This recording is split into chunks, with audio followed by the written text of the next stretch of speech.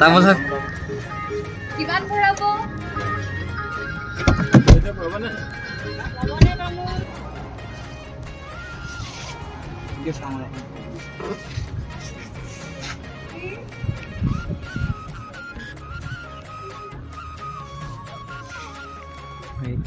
বগাইটো কিমান ভৰাব? কিমান ভৰাব লাগিব? 2000 পেট্ৰল হয়। পেট্ৰল মিটাৰটো চাই ল'ব দেই।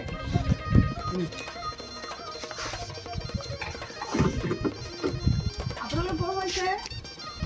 আমি গুৱাহাটীৰ